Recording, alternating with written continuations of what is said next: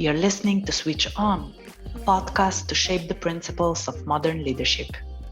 We will be discussing the real experience with successful leaders and learn from them how are they tackling real-life, real-time challenges and build on their learnings for tomorrow's success. In this series, we'll focus on how we are bringing vision to life.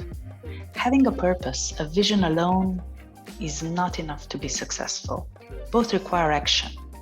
Without action, vision is nothing more than a dream.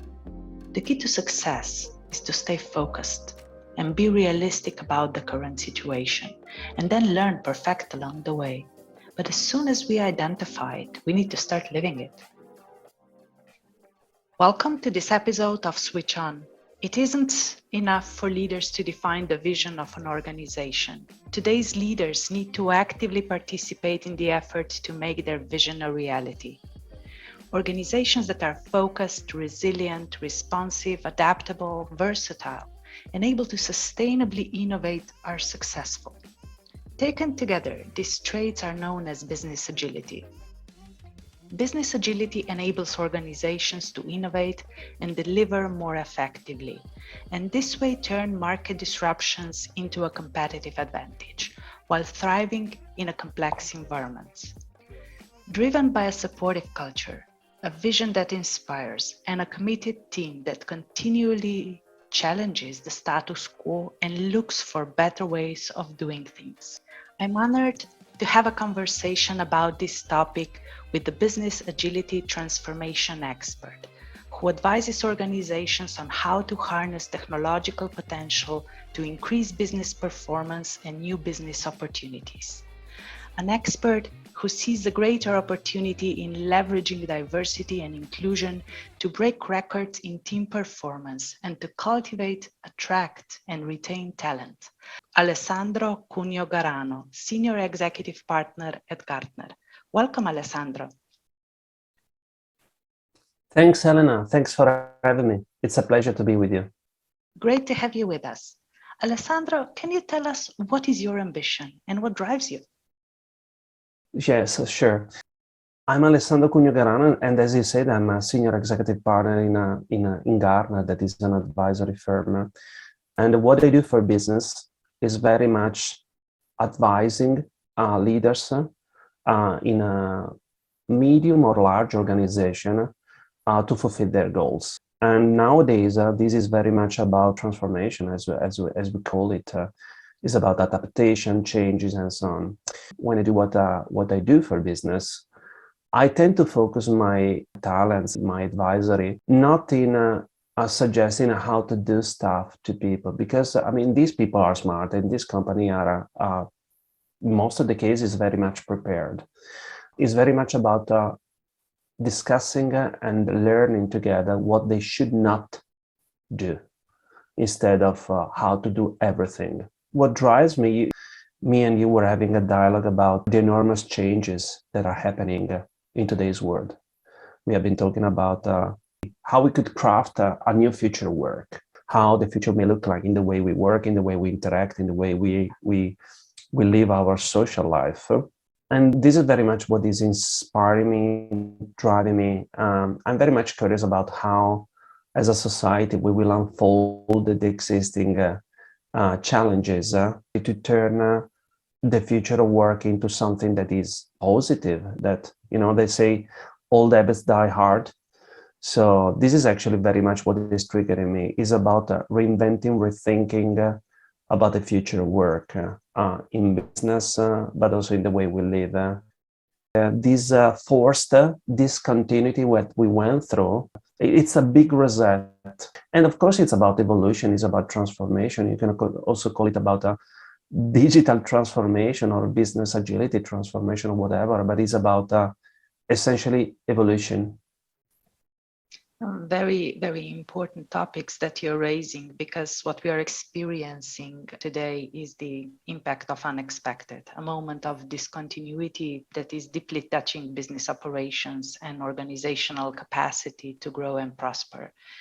In fact, it's nothing new. There were and always will be unplanned business disruptions. What is different in my view is that now we are faced with managing the emergency by constantly adapting our response while we are simultaneously preparing for the next unpredictable moment that can put our business at risk.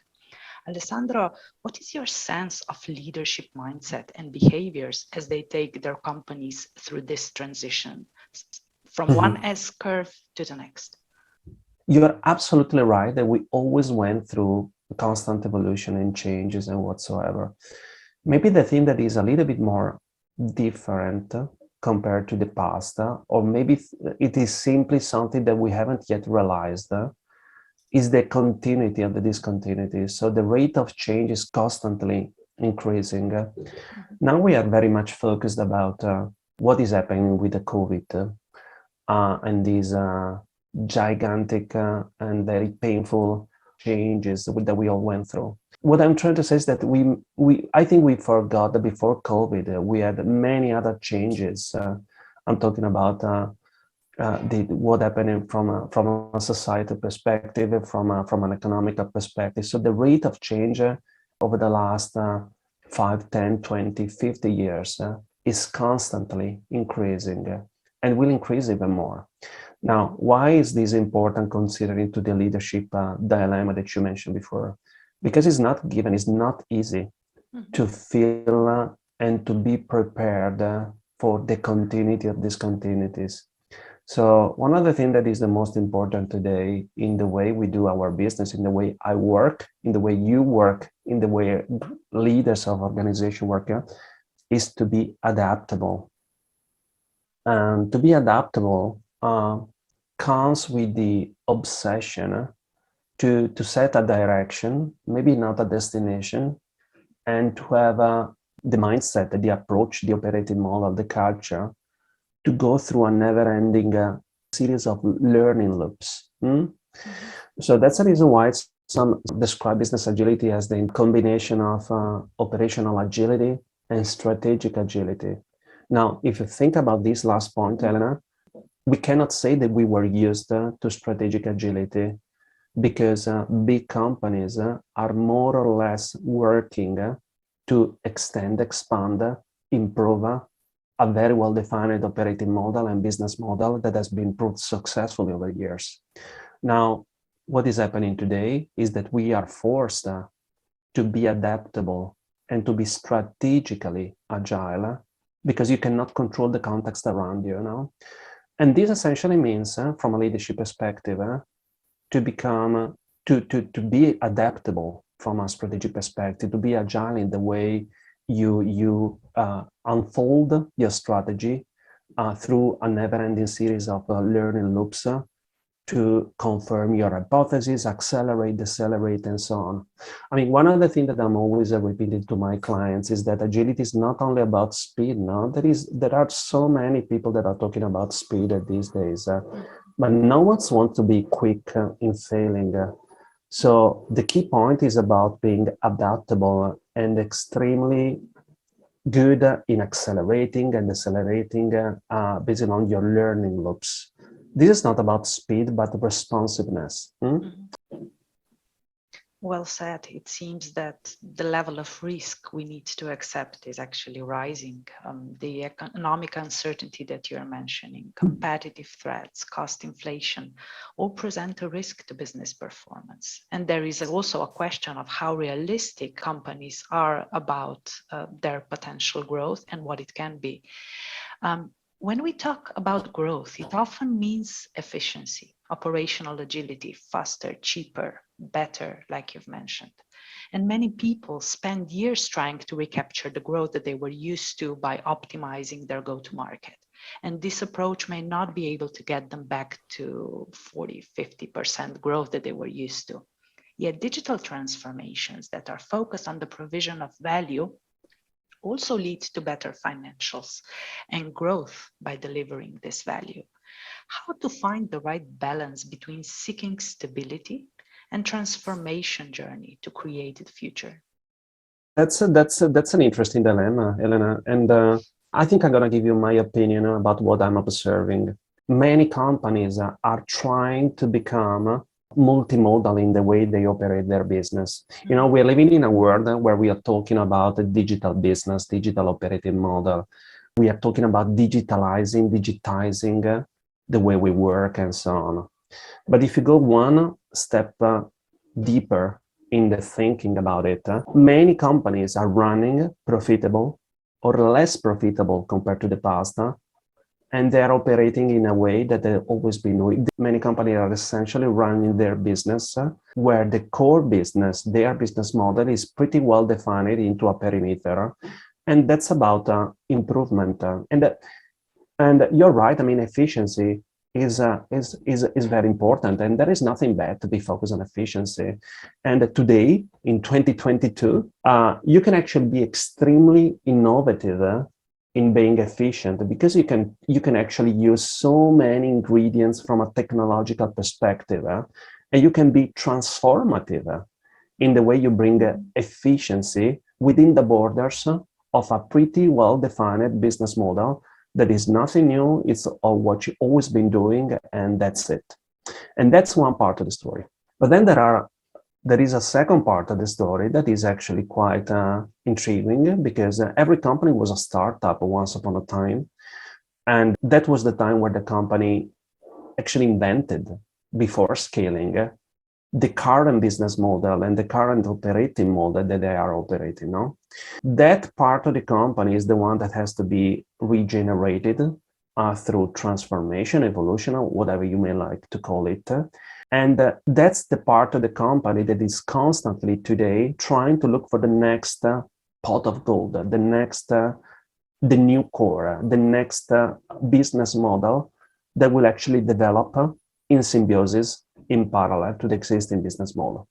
Now, that part of the story, that part of a company ecosystem is something very, very different, but in a way it doesn't play any role in improving the business. Now, so what I'm trying to say is, of course, efficiency and effectiveness in operating a business model where you're dominant and you want to prolong the life cycle is and will always be important.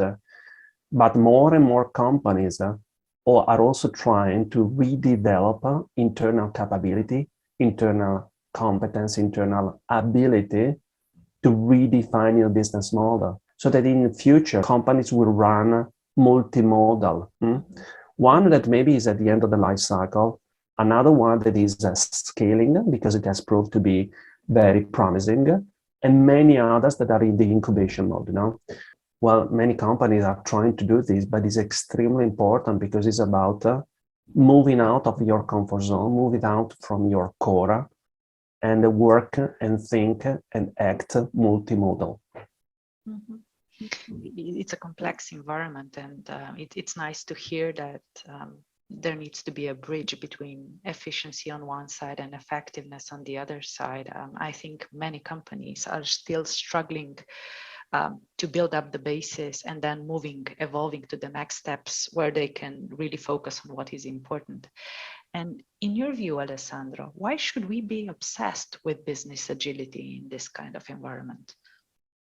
Well, I don't know if people should be obsessed about business agility. I think we should be focused on a constant evolution for a series of reasons. One is because when you run your business in this adaptive way, we spoke about operative agility, strategic agility, and so on.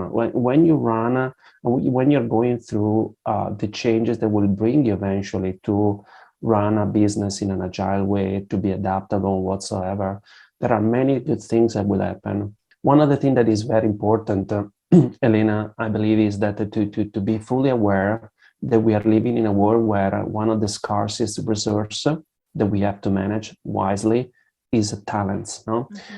And when you build an ecosystem that is driven by business agility, this becomes a magnet for digital talents, essentially. And this also comes with a financial positive collateral, no? Meaning everyone could actually fight in the war of talents, but to do a journey to rebuild talents and to acquire talents at light speeds requires to be very good in something and to make this journey economically sustainable. So business agility becomes a magnet for digital talents. That's one of the reasons. why I believe we should be focused on business agility. There is also another aspect that I believe is also important. That is the topic about innovation. So innovation in general, these days is pretty cheap if you think about prototyping, no? So all companies are doing innovation in a prototyping way, but very few companies are actually scaling innovation, meaning making business, making money out of this.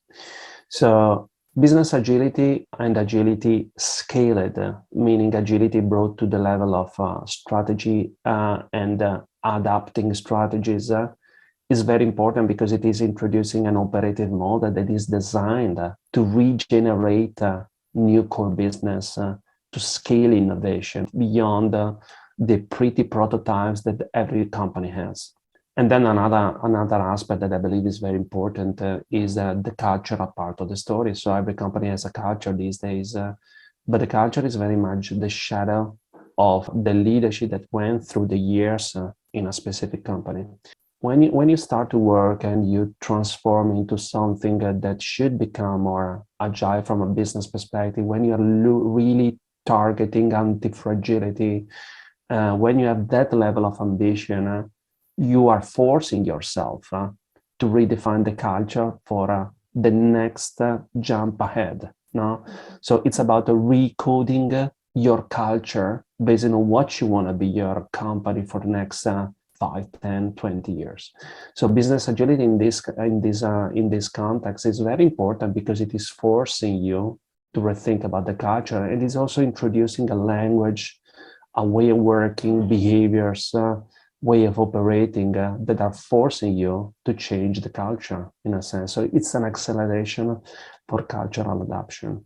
And then there are actually many other reasons why we should be a little bit, as you mentioned before, obsessed, maybe focused on business agility transformation. And the last bit that I would like to share with you is that there are things in the overall context that you cannot control anymore. So the rate of changes are increasing.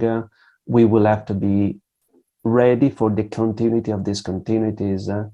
So when you cannot control the context around you, what you need to put in place is a way to run your business that is based on continuous feedback loops. No, so you can set a direction, maybe not a destination, and you can go through these series of learning loops to confirm your assumption and accelerate or decelerate, and so on and so forth.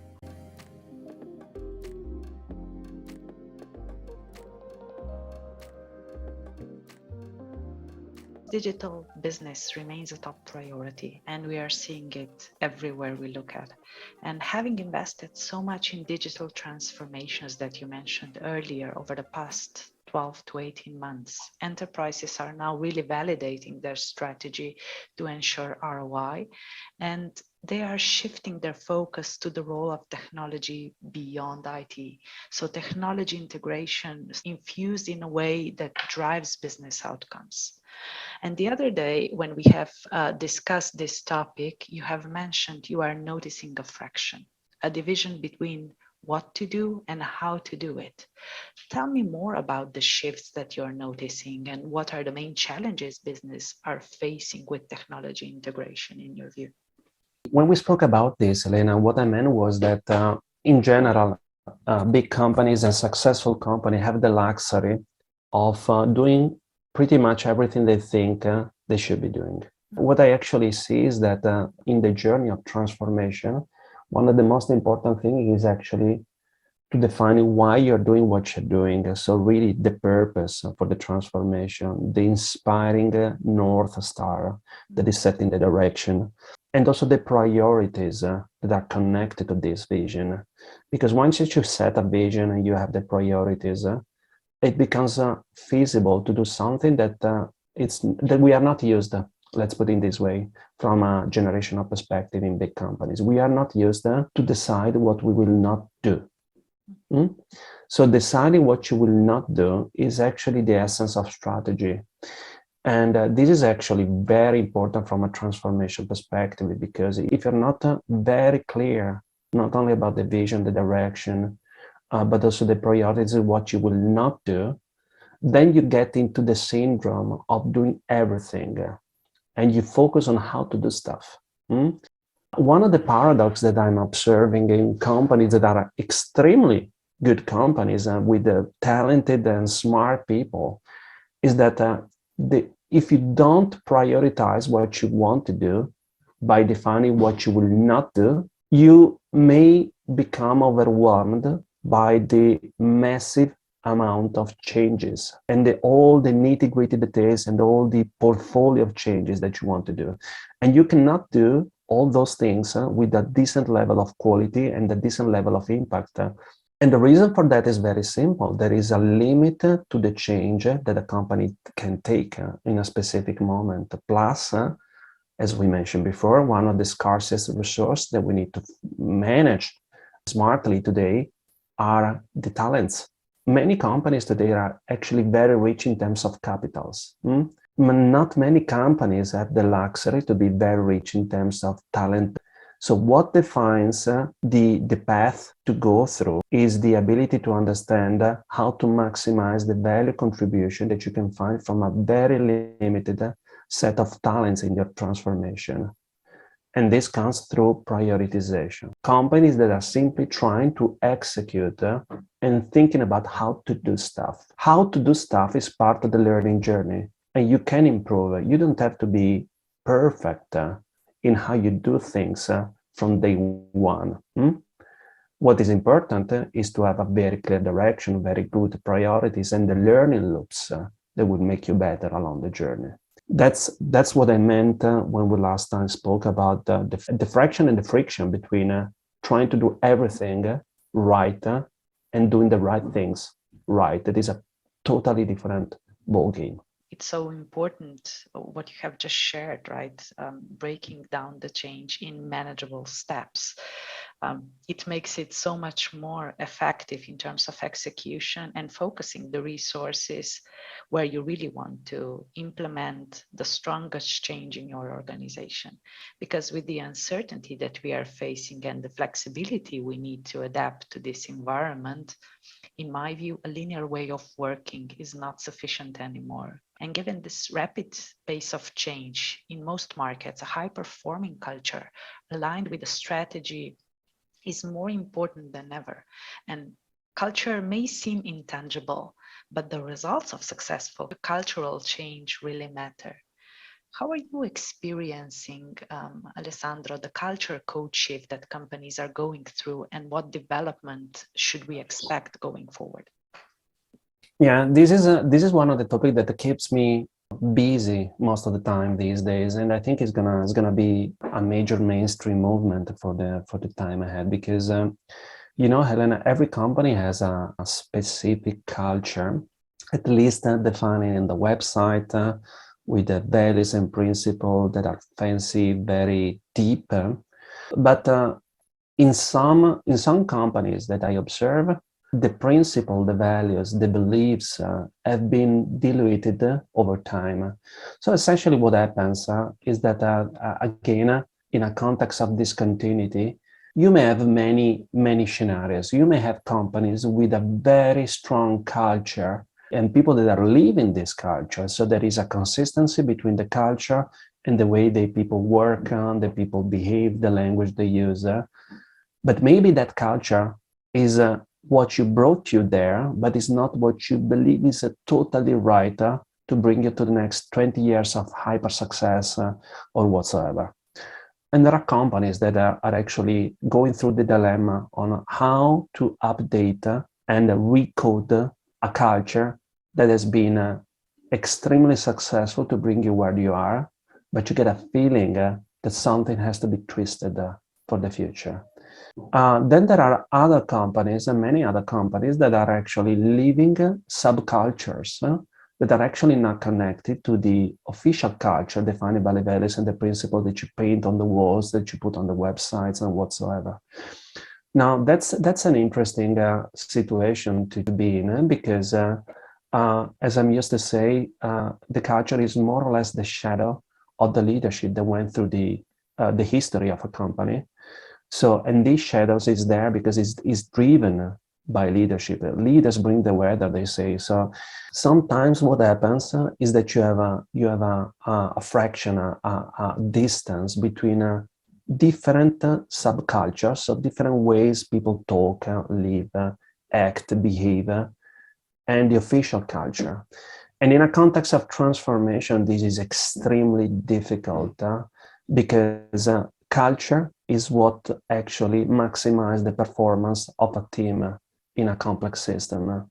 So if you really got the culture wrong, or you simply don't know what your culture is, it's going to be extremely difficult to maximize the value that you can get out of your human workforce in your company. So when companies are actually dealing with this level of dilemma, so they get a feeling that there are subcultures and there is not an homogeneous, a compelling, future-proof culture, then the typical journey that I recommend people to companies to go through is to rediscover what your culture should be by decoding, maybe as example, the culture from the big digital giants. And so it's like standing on the shoulder of giants. When you look and you see and you decode how digital giants, digital dragons are actually working, living, and operating, and you get to the code, you get to the basic, you get to the culture code, then in many cases you get to the aha moment,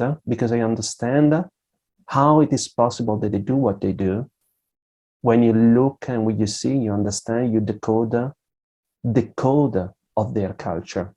I'm saying this, Elena, because at the end of the day, companies that are doing this very, very right, they're totally focused on culture by continuously crafting, developing, updating the culture, because culture is the product, it's the product of leadership. The companies who do this very, very right is also because they have a very strong belief that if they do this very, very right, many good things will happen.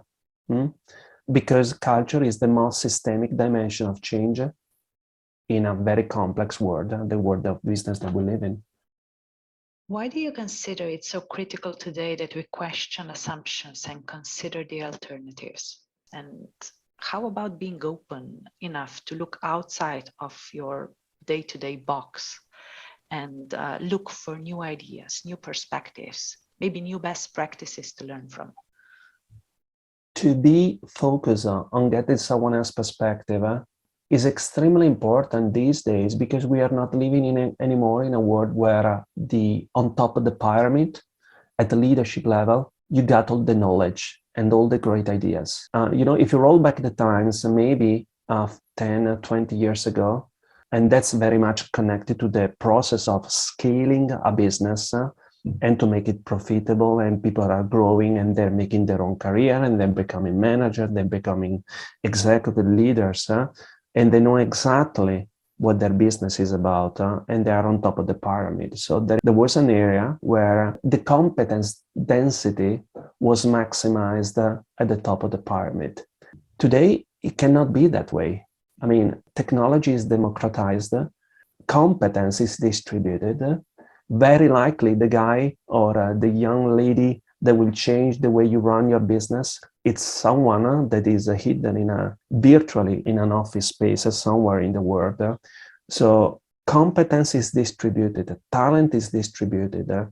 And I think it's a very strong assumption to think that you know more than others what you need to do. This is very much connected, Helena, with the concept of inclusion and diversity and equity. No? Inclusiveness is very important because you need to get someone else's feedback and to put it into your equation and to cross-fertilize learning. And diversity of perspective is extremely important because without the diversity, you will be able to capture more insights, more perspective, more lateral thinking that will make your learning process richer, deeper, wider. What I'm trying to say is that to be focused on the diversity of perspective with the respect and care and inclusiveness is absolutely important in the process of rediscovering, rethinking the way you've always been working on one side, that's about improvement, but also to think about what's next, the future, the innovation part of the story. Well said. As companies push their digital acceleration, people's experience is becoming central to everything. We are already seeing more attention to human-centric workplace, to purpose, innovation, performance. And IT and HR are at the center stage, focusing on people, whether it is retention, training, hiring, or partnerships. But building this business agility is a journey.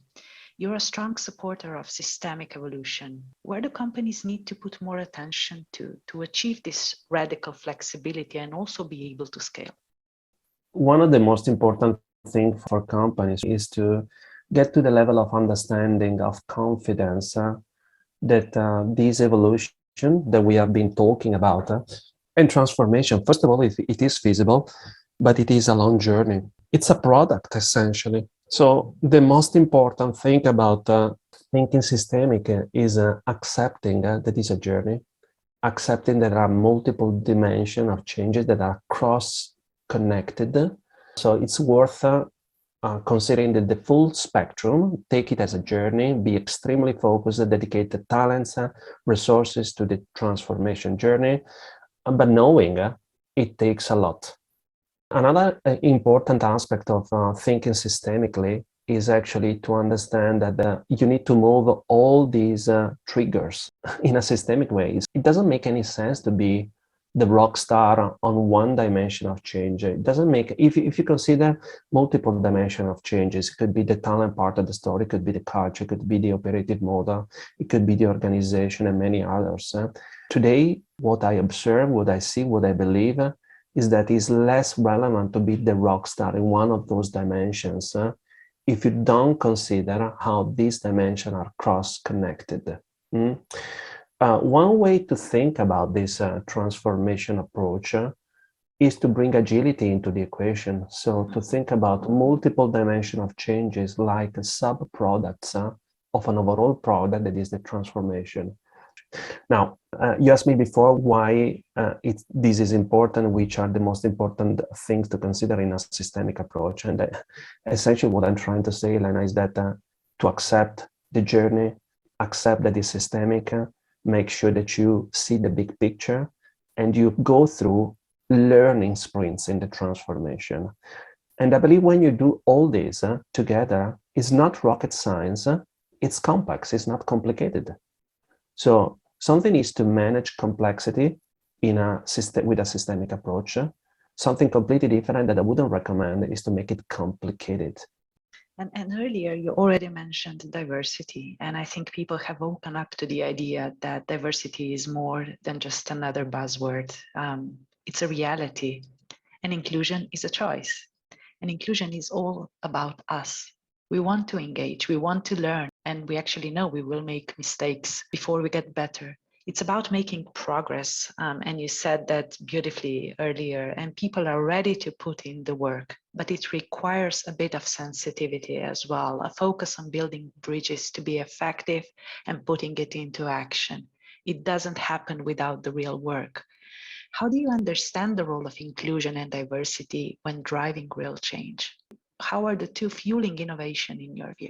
This is something that I'm actually studying quite a lot. I cannot say that I'm an expert of this because the more you set yourself as an expert, the more you put yourself in the position that you stop learning, no? And diversity, inclusion, and equity, these kind of three topics are very important, and I'm learning quite a lot. I'm trying to be focused on those aspects because I think it's fair to say that I always recognize that I failed on my experience in really understanding the impact of these topics. Now, we spoke before, Ellen, about that diversity. So the mix of backgrounds, experience, values, and preferences is not only about gender diversity, it's much bigger than that. I think it's fair to say that diversity brings you that level of differentiation, heterogeneous ingredients that will enrich your experience, your perspective. But as we mentioned before, if diversity doesn't come with inclusion, with respect, with care, it doesn't really deliver the full cake of benefits that you would expect, no? So inclusivity is also important because it's very important these days to create a safe environment where individuals are treated fairly, they are actually respected. In my experience, in my career, many times I recognize the absolute excellence of people that I've been working with, super smart people. Sometimes you get to the feeling that these people are very smart, very intelligent, but also rude. And the discussion gets a little bit weird because you get into a toxic environment where people do not feel included. Now, so what I'm trying to say is that diversity, if it doesn't come with inclusion, doesn't really create the environment where you can really exploit heterogeneous talents around you to get the best out of this. And equity is also absolutely important. Now, there are beautiful researches that have been developed by my colleagues here in Gartner that are making extremely clear that when you combine diversity with inclusion, with equity, very good things happen in terms of business. I'm talking about absolute outcomes in terms of business performance. I'm talking about innovation rates. I'm talking about, and to me, that was an awakening. The relationship between what happens in companies that have a high level of diversity but low level of inclusion compared to companies having a high level of diversity and high level of inclusion. When you take those data and out of that data you extract knowledge, then things becomes more clear. No, the diversity and the inclusive culture is absolutely important. It is very clear based on data how this is unfolding in financial results and impact from a business perspective. So I'm extremely positive about how this pattern will unfold in terms of benefits for businesses, but also for individuals and also for the society. And I'm pretty sure this is something, Elena, that will keep us busy for the next period of time. I'm sure. I mean, it's also nothing wrong with learning from failure, learning from each other, and learning along the way while we execute. But how about accountability and ownership in this context? What is the role? The role of accountability and ownership, that's actually very important because it is, if you think about it, it's very much connected to the way agile organization works. I mean, if you're passionate about agility, if you're curious about business agility, if you are actually studying, learning, exploring how digital giants are actually running their business, the topic about ownership and accountability is embedded in the way their operating model is crafted. They talk about radical product ownership and so on. So in a concept of transformation, if you take the concept of accountability and ownership within the journey of transforming towards business agility, anti-fragility, this to me comes very much to the point about defining, as we mentioned before, multiple dimension of change with clear ownership and clear product ownership for every dimension of change. I think another level, another angle of accountability and ownership is something that we touched before, is about distributed leadership. Mm-hmm. So right. The more you craft a transformation to be pervasive and distributed, the more you actually need to embed ownership in the peripheries or in every peripheries and in every angle of what of the business that you're running.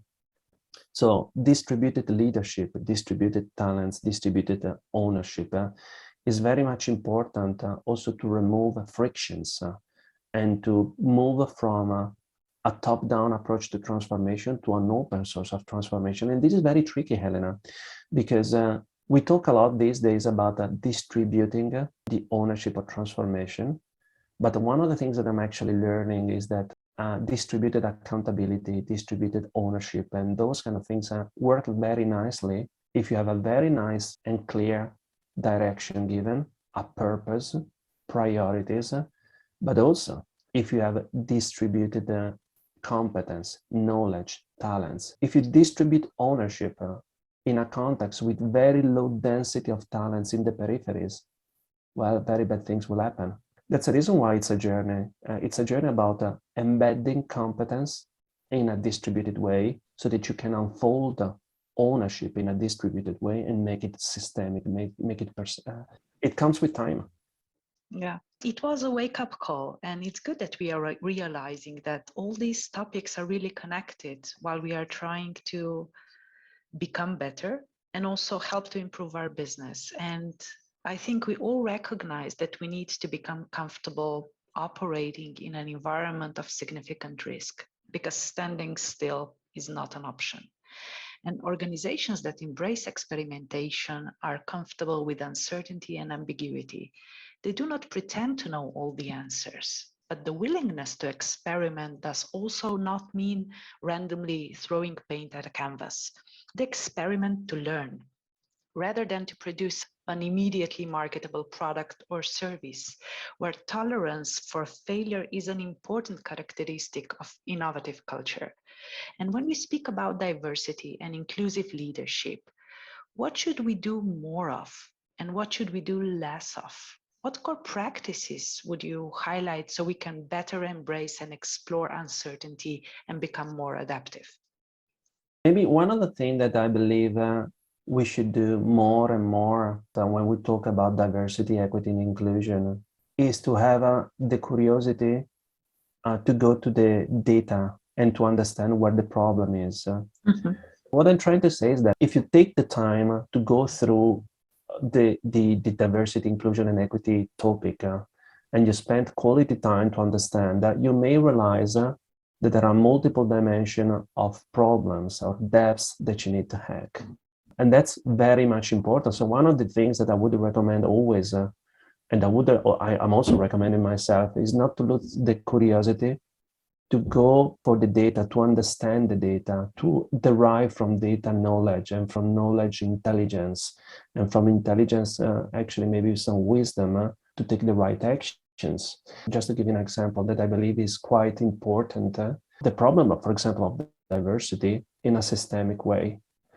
I have small kids going through the elementary school now, and I'm actually thinking, one of my kids, my daughter, is looking at the future. As every kid, big plans, big dreams, and whatever. And when you think about, for example, gender diversity, it's quite interesting to see. It's very low, the rate of young women, young girls going through degrees in information technology, in informatics. No, that's interesting because then if you connect the dots of data, you understand that the reason why we have a very low gender diversity in techie companies is because we are getting something very wrong in terms of pipeline issues. No? If you want to have a fantastic organization leveraging diversity, you need to create the condition, the equity and inclusiveness that will give everyone the opportunity to develop a career in tech. Sure. And this starts with school, no? So what this is something that, to me, I'm not ashamed to say, it was a little bit of an awakening, no? So how you can go to the root cause of a problem to make sure that you don't fall into the trap of short-sighting, of short-term focusing. When you talk, for example, of gender diversity and whatever, how we can make sure that we are acting systemically in solving the issue. How we can go to the root cause, how we can go to the first principle, which is the first principle, we should get it right. Sometimes when I talk and when I discuss and when we work with my clients about this, you get to the point that maybe the solution is not so complicated. It is more complex than complicated, and it will create a long tail of benefits that are systemic. And if you put it on the other side, you can cut the corners and you can go for a very short-term fixes that are giving you the illusion to hack the debt, but will not move the needle in a systemic perspective. To bring all this together, Helena, what I'm trying to say is that one of the things that I'm actually forcing myself to focus always on the root cause and to go back to the first principle ideas to then understand if there is a sweet spot of change that will make it systemically better. Sometimes I succeed in this, sometimes I miserably fail, but that's I guess that's part of the journey. No, I think you're absolutely right in this thought process, because myself, I'm also going back, right? I try to simplify not make it more complex. I try to find the root cause problem and stop fixing, I call them symptoms, right? But try to solve the problem. And I think it's becoming so much more important. And even if this means that we fix one thing instead of 3, 5, and prioritize this one thing that is really important, I think we have done so much more versus fighting different battles on different fronts.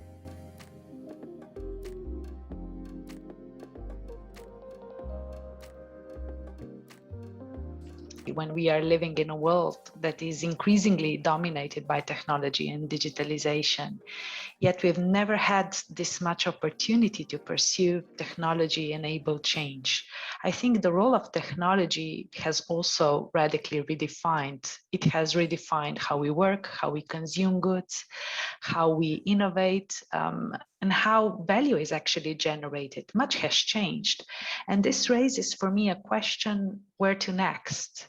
And I don't mean just in terms of location or direction, but more of an exploration of how value can be found and seized. What is the direction we are moving towards, in your view? Well, that's another tricky question, Elena. I'm sorry. No, but it's a dialogue, and it makes me think, and I like it. What we are actually heading to is to potentially a very positive situation where we will be forced to rethink unlinear to find a new sweet spot where if everything changes, everything will be dramatically better. So I tend to be positive. And out of the things that we are experiencing, even through the very painful forced digitalization and forced transformation that we all went through with this COVID, I think it's becoming so clear that there are patterns that are actually super promising. And there are dots that, when connected, will make everything not a little bit different, but way better.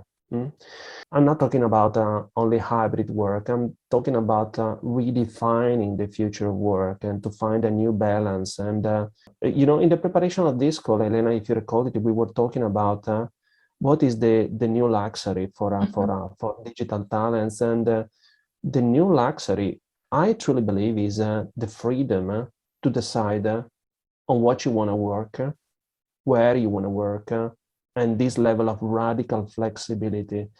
And it's a luxury because only absolute talents may have the freedom to take a decision on those, no? And this is actually an interesting trigger for big corporation because there is plenty of challenges. We are living in a world where we are in the crisis mode for talent development, talent acquisition, talent retention. And then we have those talents and pure talents that are redefining the norms that they would accept to be part of a company, of a social system. And this is actually the perfect storm to rethink a future of work, a future of business that is more balanced, that is more human, that is more focused on continuous learning and an healthy balance between what we do, how we do it, why we do it, and so on. I'm very much looking forward about how we collectively, from a society perspective, not only big corporation, but each of us will actually contribute in setting this new scenario. I'm extremely positive. I see so many positive patterns. And of course, there is an inertia that is bringing us back to the old habits, no? Because we have been growing, we have been successfully doing our own career, surfing the old habits that we now want to get rid of. I think it's our own responsibility, each of us, Elena, to actually give our contribution to define what's coming next in terms of future work and these kind of things. And I'm extremely positive because, as we mentioned before, there are things that you cannot control.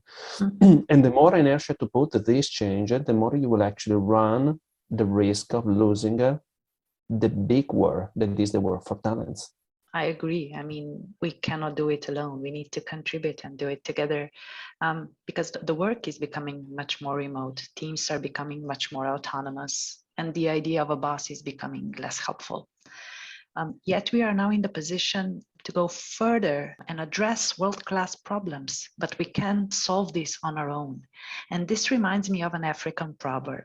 If you want to go fast, go alone. If you want to go further, go together. Alessandro, how to nurture the connections with partners everywhere? How do you see this collaboration, co-creation, contribution to the ideas evolving when we are working together, yet not being together in this remote environment? This is touching another topic that is very much discussed in the emerging business model of the marketplaces, the ecosystem thinking. I'm talking about smart cities, but I'm also talking about open banking and these kind of concepts about building business out of the integration of diversities and different partners. There is definitely a tendency and a curiosity to rethink about how to get together in terms of partnership to build what we call a generative partnership. So to make business together, to join forces, not to get beyond the typical commercial agreement between companies, between partners, but to co-create, co-own, co-sell a solution that does not exist. This is something that is becoming more and more prominent and inspiring in the market. And then you also touched base on another topic that is, if I understood it right, you have been talking about how the work getting hybrid is evolving. So the distribution of competencies and how you can actually pick the brain and connects people and connect brains and capacities and understanding in a world that is not anymore constrained into the solid boxes of your offices. No, for this second part, this is actually interesting to observe. It's something that I see. I'm very lucky because I work in a company that is living this digital first dilemma in a very healthy way. And let's put it in this way, in a context of scarcity of a resource. And we all know that in business, if you own the scarcest resource that is on the critical path for your success, you're actually setting the price, no? And in digitalization, the scarcest resources, I believe, are talents and time. So when you talk about talents, you get into the discussion about how to hack your talent strategy and redevelop talent strategies defined for the new world around us. And when you think about the timing, it's very much about reinventing the work, how it is done in your company to remove all this waste and all this unnecessary governance and all those unnecessary processes and unwritten processes that are consuming time. No? But if you move back to the talent part of the story, and if you talk about how can you maximize and how you can manage this scarce resource, it's difficult to avoid talking about accepting, embracing the distribution of talents. So, and the things are getting extremely different from what we used to do in the past years. No, so in the past we were forcing people to move physically from one zone, from one area of the globe to another area, because these geopolitical forces to move labor forces connected to digitalization were very prominent. Now, after 2 years, almost 2 years of forced digitalization and hybridization of work, I think we discovered that depending on the work that you do, so it's not about the task, it's about the purpose of the job, you can actually leverage distributed talents that are more or less everywhere in the organization, but also everywhere in the world around us. So the real dilemma is how can you leverage this talent pool that is mostly invisible to the big corporation? I'm talking the talents that exist in everywhere in the world that are absolutely rock stars in what they do, but they're not buying the compromise to relocate to do what they do. And I think there is a huge opportunity there for companies, but still it's so far from the way we've always been touching and managing those elements that it's going to be interesting to see how companies will react to this potential that is huge. You're so right. We live in a challenging time, but it's also awakening time that has shown us what is right and what is important. And in light of this context, I'm comfortable using the quote from Nadia Jackson-Bayeva. And she shared a powerful message when she said, when we embrace the change, we earn the right to choose who we want to be. And today we have touched on many subjects like importance of agility, importance of flexibility, and becoming more adaptive through learning. And they're all connected. Because developing the resiliency muscle means thinking through all the what ifs. It means the application of continuous learning where reprioritization must happen all the time. And you have raised a very valid point earlier during our discussion, Alessandro. How do we move from doing things right to a point so we can focus on the right things? How do we evolve to win by driving the real change? I think what is important is to have a frame to decode this complexity. And I'm always using the why, what, and how to be extremely focused on why we are doing what we are doing. So the purpose, that's extremely important, I believe, because it's actually setting a direction. And then to talk about what do we do is also very important because it's about setting the priorities. And then how do we do things? That's actually the fun part of the stories, the creativity in action, but it's also the logical part of execution. So coming back to your point, how do we actually move from trying to do everything right to do the right things right?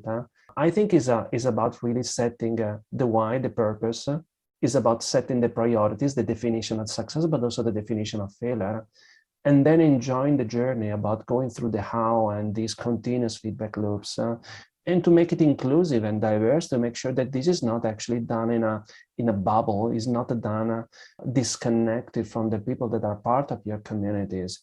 Because when you connected the why, what, and how, you make it inclusive, and you make it as part of a community effort, that actually brings you to the point where the overall adaptive strategy that you build is actually pretty solid. And by the way, I mean, if you got the why right and you got the what clear, so the purpose and the targets, the definition of success, definition of failure, I mean, you can fail on the how, but you can adapt. But if you really craft the why wrong, if you don't focus on that, or if you don't focus priorities, if you don't define what you will not do, if you don't define the success and the failure, then it's pointless to be absolutely right on the how, isn't it? For sure. Great conclusion. And thank you for reminding us about the importance of the journey. We sometimes tend to forget that as well. And you're so right when you say that the change is constant, and fostering always on development requires these engines of change that generate the change from within. It's time to adapt by rethinking the roles of people, data, and technology. And now we can be bold and reach beyond to the unexpected, reach beyond to the unimagined, if I can put it like that. Alessandro, what a fantastic conversation and very insightful discussion that we've just had. Thank you so much. It has been brilliant to have it with you. Thanks a lot. It was a pleasure to me being with you. And thanks a lot for the good dialogue. I really enjoyed. Thank you. Great to have you with us. This podcast is brought to you by Drop of Milk, an impact-driven business consultancy and expert on customer-focused digital transformation. You can learn more at dropofmilk.com.